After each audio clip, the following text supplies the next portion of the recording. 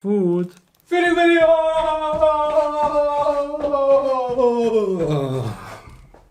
Feeding video.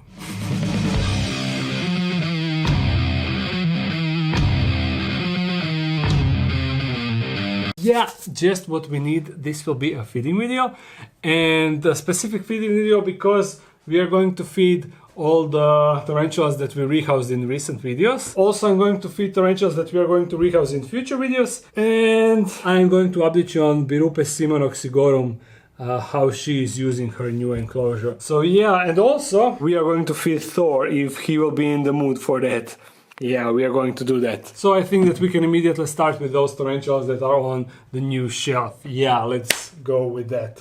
I am also gonna bring a roach bin right here so I don't need to walk all the time. Now check out how Brachypelma auratum is showing off her booty in pre-molt. You see, this is 100% a booty in a heavy pre-molt, so we aren't going to feed her. There is no need to do that. But as you know, Brachypelma baumgarteni, she is freshly molted, so she is most likely super hungry and ready for one roach. Just need to pick one for her, and since Brachypelmas I feed them every 3 weeks, I think that I will take one adult female to make sure that this meal lasts. And let's just drop it here. And oh, look, she didn't actually grab it. Is that too big for you? This should be her first adult dubia, so she never actually faced an adult female dubia. Don't worry, I believe in you, we just need that roach to move a little bit. But it seems that she doesn't have any intentions like that.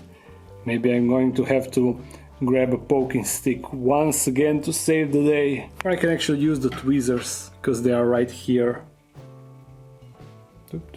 Oh yeah, that was easy and fast. But I'm not really sure why she didn't grab it immediately. She attacked it and it seemed like she pulled the roach, but then she stopped, like she was spooked by the size or something like that. Although you see she doesn't have any problems with taking down a roach of this size. Sweet, and you can hear the cracks maybe. Although the timer right there is making a lot of noise because that is mechanical timer. They are really annoying. But the struggle here continues, you see. Dubia is trying to grab whatever she can, but there is no help. No help for you, honey. And we can now move into the next tarantula. Yeah, enjoy your meal. Now you know, in regards to Brachypelma hamorii, she actually also seemed like she's in a oh yeah, she's also in a pre-molt. Look at that black booty, she's definitely in a pre-molt. Okay, no feeding clip for her also. And also one, oh, don't throw hairs. But you can see that she's also not using a hide, just like Brachypelma auratum, and like her, none of them are still using the hide. I mean the cord bark hide. Now moving on to grammostolas. Those were the Brachypelmas. These are the grammostolas. And over there we have Grammostola pulchra, the black beauty. Ready for a roach, so let's help her with that. I will also give her an adult female dubia, and the reason why I'm using females over males, I'm kinda low on males because I'm always using males for feeding, and now I notice that there is very few males. Ooh, and look, we have a sexy time action right there. A roach sexy time. But let's grab one. I want to find one small female, I mean smaller female. This one is not the smallest, but it is smallish. Oh, we need to go here. Something. Whoa. I wasn't paying enough attention on how I was recording. But there we go, a successful grab, a successful catch, a successful feeding clip, whatever you want to call it. I mean, however you want to call it, it is successful. And actually ongoing process, you see. Oh, she's crunching like crazy. A bit of fang action, yeah. And that was it. on to our next tarantula, and that is Grammostola actaeon. And one funny thing, she was actually in her hide recently, so I thought that I will show how she is using a hide, but now she's outside, which is, you know, good thing for the video, but she is actually using this hole, which is a good thing to know. Yeah, also the same thing. And I will put it right here. Whoa, whoa. That was a crazy bolt, sweet! I wasn't prepared for that, although I know that we can expect takedowns like that from these girls. These grammostolas are very, very feisty, you know, I already said that multiple times. And is that a happy dance? Whoa, that don't fall out. No, oh, she's actually going in her hide. Sweet, now you have a demonstration of how she can actually use her hide. This is excellent. Now let's see if this Grammostola iheringi can beat this. She's also known for great takedowns, so yeah, there's a chance. Should we release it here? Okay. Look at those spread fangs. Effort was there, but I think that Actaeon had a better takedown. Sorry about that. You can try it better next time, I'm sure you will. Now we are done with all the terrestrial tarantulas. On this shelf, of course, we have more terrestrials over there. But now we are left with 3 arboreal ones, and the problem is Psalmopoeus pulcher, she is inside of the cork bark, and I will try to lure her, but I doubt about that. Also same thing in regards to heteroscodra maculata. I checked her out and she's now actually in the cork bark. She's no longer behind the cork bark, but she webbed off the entrance, so I can't really reach her. Maybe I can also stuff a roach down there and see if that will bring us any result, but I'm not that optimistic. Yeah, but thankfully this avicularia is right here, hopefully ready for a roach. And you see, she still continues to web the door. I don't know why she's so stubborn with that, but it seems like that is her final decision to continue doing that. And what can you do? Hopefully she's also hungry like the rest. Let's find out. Ooh. Yes, she is. She is definitely hungry, but we don't have enough light on this angle. Slightly better. I hope you will enjoy this juicy roach. Although her abdomen is still quite large, it seems, so I'm not really sure if she will manage to eat the whole roach. I'm going to... Oh, what is happening here? The ooze and everything. Roach is actually spreading the ooze on the glass. Oh, nasty. Let me see that from this angle. Yeah, really nasty. Whew. But this is not something that you can often see. Maybe I should snap it for the Instagram. Yeah, I think that I will do that. And this camera is actually still rolling, even though I don't really need her because I'm recording this whole section entirely on this camera. This will be nice. Now let's see if we can fish out those 2 tarantulas. I will first try with Psalmopoeus pulcher, but I have no idea how far down it is. So I will use a male dubia this time, because I can grab them by their wings and actually drop it inside of the cork bark. You see, like that. Now, will there be any luck? I don't know, but so far it doesn't seem promising. Oh no. Oof, I almost lost him. Let's try with heteroscodra. Although you see, everything is webbed up. Looks like also no luck here. One more time here. Nope, nothing. Then I think that Thor might grab it. Thor, do you want this guy? Thor, no? You're not hungry? Let me open his enclosure. Hey Thor, are you hungry? Look, a roach. Yeah. Toop. Nope, he is not hungry. Instead, he's being all cute and nice. Hey Thor, want some back scratches? It seems like he is not that amused. Okay, that was Thor. Now let's continue with tarantulas. And we are starting with birupes simoroxigorum update. Just remove the top lid. Now, let me explain the situation. After a few days, first thing that I noticed that she actually buried the corkbark hide. She wasn't using it, but instead she was hiding behind these leaves, and she actually created a tunnel down there, you see? She was down there and you can spot the silk tunnel. Now, at first I thought that she actually dig up a tunnel that is going deep down and that she is using it as a hide.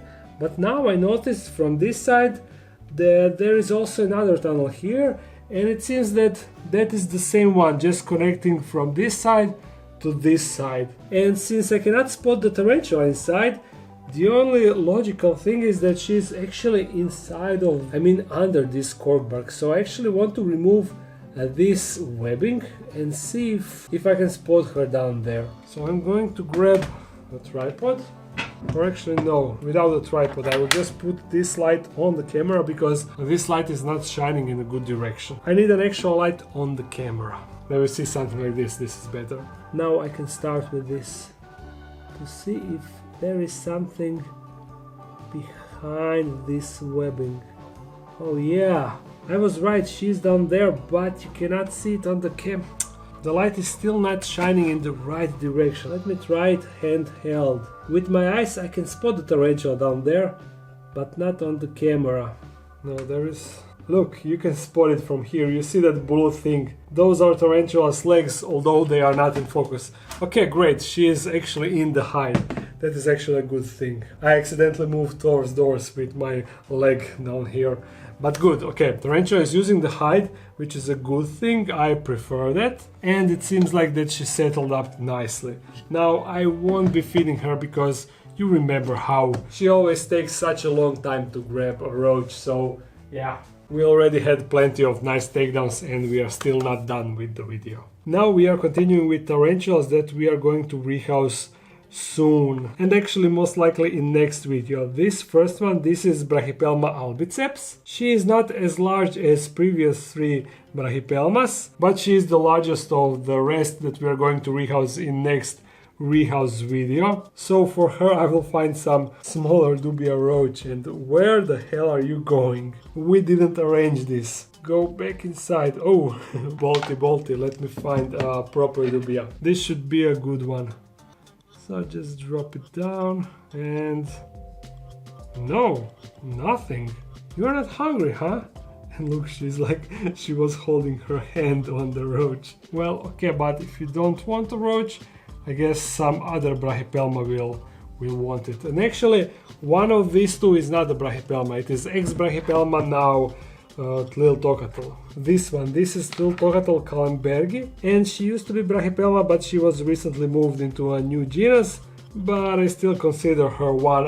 I still consider her to be the part of Brachypelma crew, so that's why I'm going to house her together with all the other Brachypelmas. And let's see if she will provide us with a feeding clip. Drop. Ooh, yes. I guess now, since she is not an actual Brachypelma, she thinks that she needs to prove herself a little bit more than other Brachypelmas. Oh, that roach is escaping. Careful. You're losing it. Yeah, another grab. Double takedown. Yeah. I think that this was the first double takedown in a Dark Den video. So that is really sweet. Nice. And now let me show you the third Brachypelma that we are going to rehouse in next video. Although now I'm thinking maybe I will actually rehouse some other tarantulas and not Brachypelmas. These two I'm going to show them after this one. And that is Brachypelma klaasi. Oh, hey, that was so rude, but that was Brachypelma klaasi, and her booty is... Oh, she is outside, but you see, her booty is huge. Just compare it with her carapace. Oh, there she goes. But yeah, since her abdomen is so large, I won't be feeding her. Because I think that is the smartest idea. Oh, she's actually coming outside now, again. Just slowly creeping out. Yeah, come. Hello, we were just talking about you. But yeah, now you can have a good look. You see, her carapace, her abdomen, the difference is huge. Her abdomen is extra large, and Yeah, that is the reason. But she is going to be the third tarantula that we are going to rehouse in that video. Now I will show you the two tarantulas that we are going to rehouse in next video. These three will be a video after that. First one will be this Haploclastus devamatha.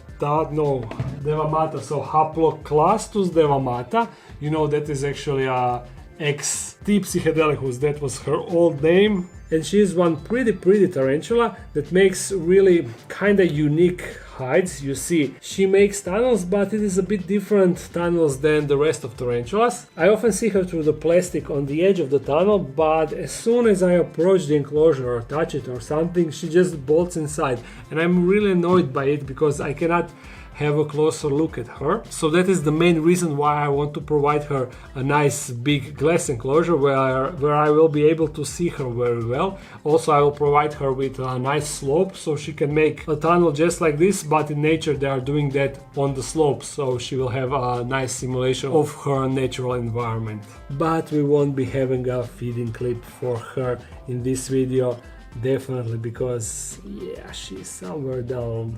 Actually, she's right here. You see this partially shiny thing that is shining, that is her abdomen. Yeah, she is really pretty and shiny, and I cannot wait to see her once I dig her out of this enclosure. And the other tarantula that we are going to rehouse in that video, it is also an Asian tarantula, just like the first one, but this is the tarantula that almost escaped after I unboxed her. You remember that clip where I left her in her cup for just like few minutes. I went for, I don't know why I left, I think that I went wash the enclosure or something like that. But in the meantime, she actually removed the lid that wasn't closed properly, and she just used that opportunity to go outside, and I was so scared that I lost her, but thankfully I found her. And since that she spent her time in this enclosure, she actually molted once. I often see her outside, but also the same thing as with the other tarantula. As soon as I touch the enclosure or something like that, poof, bolt. So I want a nice glass enclosure. And maybe I can actually show you her.